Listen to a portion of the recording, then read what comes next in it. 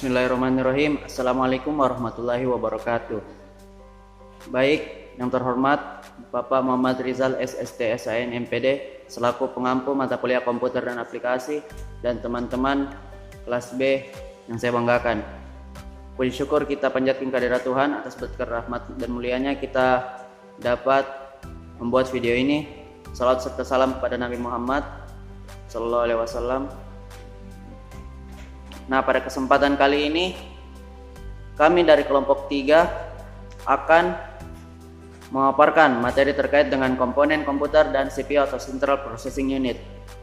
Adapun nama-nama anggota kelompok kami, yang pertama ada Andi Fatimah, yang kedua Rizky Nur Fadilah, yang ketiga Nur Insani, yang keempat Desri Utami Putri, yang kelima Risnawati, yang keenam Rizky Nur Aulia, yang ketujuh Muhammad Al-Ghifari Nasir, dan yang ke-8 saya sendiri Muhammad Zaki Fahrisi.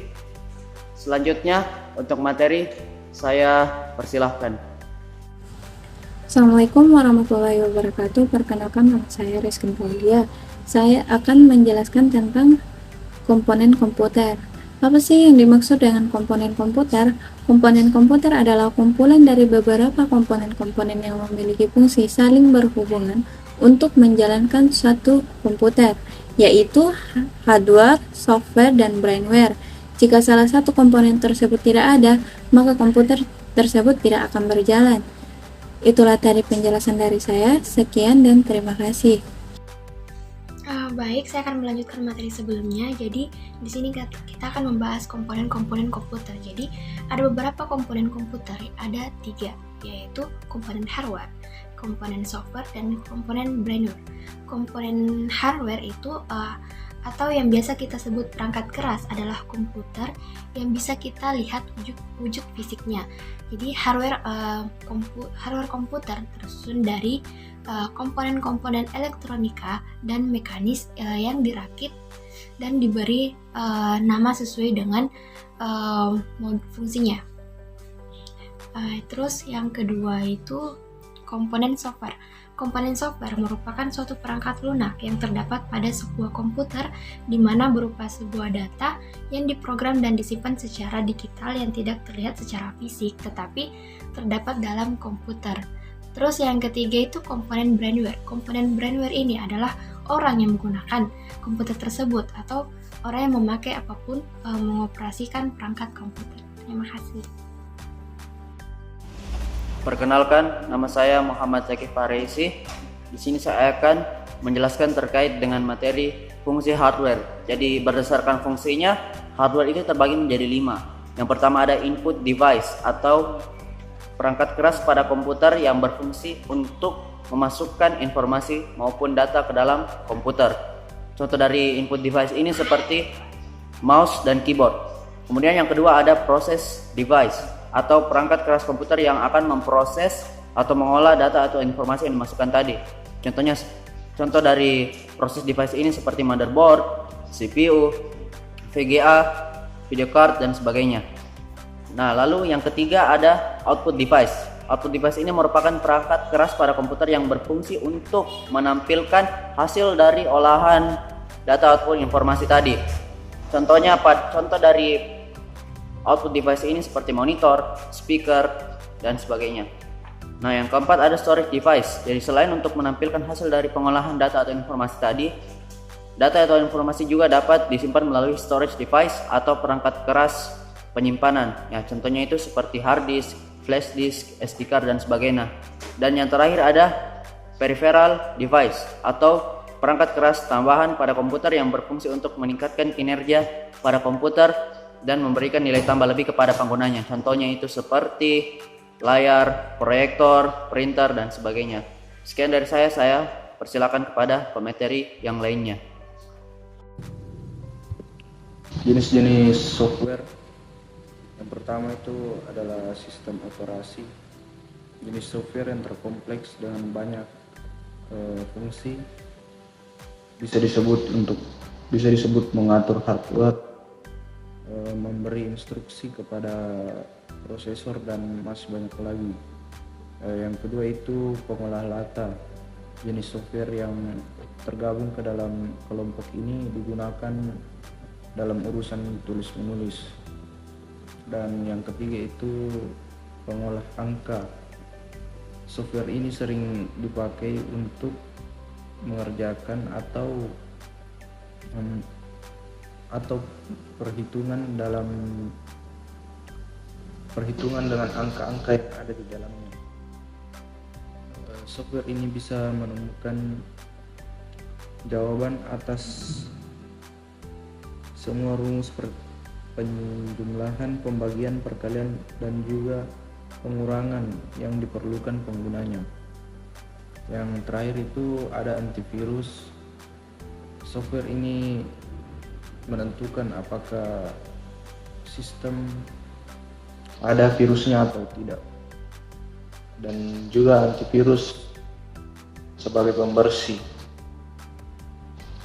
Assalamualaikum warahmatullahi wabarakatuh. Perkenalkan, nama saya Rizky Nur Fadilah. Di sini saya akan melanjutkan penjelasan dari teman saya. Saya akan menjelaskan tentang brainware. Yang pertama, analisis. Analisis adalah orang yang bertanggung jawab dalam merencanakan, menentukan, serta memberi rekomendasi sistem atau software apa yang cocok untuk kebutuhan bisnis perusahaan. Yang kedua, programmer. Programmer adalah orang yang menguasai berbagai macam bahasa programmer sehingga yang mampu menciptakan sebuah program komputer. Yang ketiga, administrator. Administrator adalah orang yang bertanggung jawab, mengatur, serta mengendalikan program komputer dan juga jaringan komputer. Yang keempat, ada operator. Operator adalah orang yang mengoperasikan komputer atau biasa disebut juga sebagai user operator. Hanya bisa menjalankan aplikasi komputer yang diperbolehkan oleh administrator. Yang kelima, ada teknisi. Teknisi adalah orang yang bertanggung jawab memelihara komponen hardware serta memperbaiki jika ada kerusakan hardware dalam sistem komputer. Baik, saya akan menjelaskan sedikit tentang komponen-komponen CPU dan fungsinya.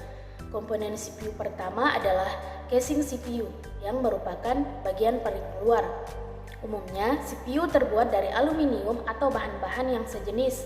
Fungsi casing CPU adalah untuk melindungi berbagai komponen CPU lainnya yang ada di dalam dari debu, panas, air, atau kotoran lainnya pada saat bekerja. Casing juga berfungsi sebagai tempat kita meletakkan dan memasang berbagai komponen seperti motherboard, power supply, optical disk drive, hard disk, dan lain-lain. Peran casing penting agar komponen lain terjaga dan tidak rusak. Terus yang kedua ada motherboard, merupakan papan sirkuit tempat berbagai komponen elektronik atau komponen komputer lainnya saling terhubung seperti prosesor, video card, sound card, hard disk, dan lain sebagainya. Terus ada beberapa komponen motherboard seperti soket, slot CATA, slot PCA, dan I/O ports. Fungsi dari motherboard adalah untuk menghubungkan setiap komponen-komponen komputer tersebut agar bisa saling berkomunikasi satu sama lain. Motherboard juga menyatukan semua perangkat keras komputer menjadi satu kesatuan. Sekian. Bismillahirrahmanirrahim. Assalamualaikum warahmatullahi wabarakatuh. Baik, saya akan melanjutkan materi dari pemateri sebelumnya, yaitu CPU dan fungsinya. Pertama itu prosesor, yang merupakan salah satu komponen inti yang terdapat dalam CPU komputer. Karena jika tidak ada prosesor, maka kemungkinan perangkat komputer tidak akan bekerja sama sekali. Berikutnya itu kipas prosesor. Kipas prosesor sendiri berfungsi sebagai pendingin dan menjaga suhu prosesor tetap dingin dan stabil. Berikutnya itu RAM atau Random Access Memory, sebagai tempat data sementara yang telah diproses prosesor sebelum dilanjutkan kepada komponen-komponen lainnya. Yang terakhir yaitu hard disk, yang berfungsi untuk menyimpan berbagai data dan juga menyimpan berbagai sistem operasi dari suatu perangkat komputer itu sendiri. Sekian dan terima kasih. Assalamualaikum warahmatullahi wabarakatuh. Perkenalkan, nama saya Nur Insani dan di sini saya akan melanjutkan mengenai komponen CPU dan juga fungsinya. Yang pertama yaitu CD atau DVD-ROM. Perbedaan fungsi CD dengan DVD-ROM hampir sama dengan CD-ROM. Kualitas film dan audio yang dimiliki oleh DVD biasanya lebih baik. Data yang dimiliki oleh DVD pun lebih banyak dan prosesnya lebih cepat dibandingkan dengan fungsi CD-ROM. Jika ingin menonton film atau membutuhkan gambar serta suara yang lebih tajam di komputer, tentu Anda akan membutuhkan DVD ROM. Namun jika hanya perlu untuk mendengarkan musik, Anda dapat menggunakan CD-ROM. Kemudian yang kedua yaitu VGA card. VGA adalah singkatan dari Video Graphic Array atau sebuah tipe standar koreksi yang sangat penting pada perangkat video maupun gambar seperti monitor atau proyektor. Umumnya VGA berbentuk kabel, port, dan konektor yang digunakan untuk menghubungkan monitor ke kartu video. Fungsi VGA adalah memproduksi dan menampilkan gambar pada display monitor. Yang ketiga yaitu sound card. Sound card adalah komponen yang memungkinkan komputer untuk mengirim data audio ke perangkat audio seperti speaker, headphone, dan lain-lain. Sound card juga terkadang disebut sebagai audio card, adaptator audio, atau adaptator sound. Yang keempat yaitu power supply, merupakan perangkat keras dalam komputer yang berperan dalam menyuplai tegangan atau daya secara langsung ke komputer yang ada dalam casing komputer seperti hard disk, motherboard, heatsink, DVD drive, dan perangkat lainnya yang ada pada casing komputer.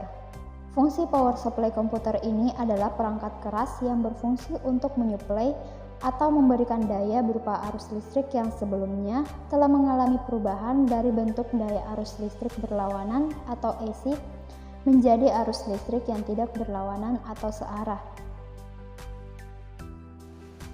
Baiklah, sekian pemaparan materi terkait dengan komponen komputer dan Central Processing Unit alias CPU dari kelompok 3. Kurang lebihnya mohon dimaafkan. Wassalamualaikum warahmatullahi wabarakatuh.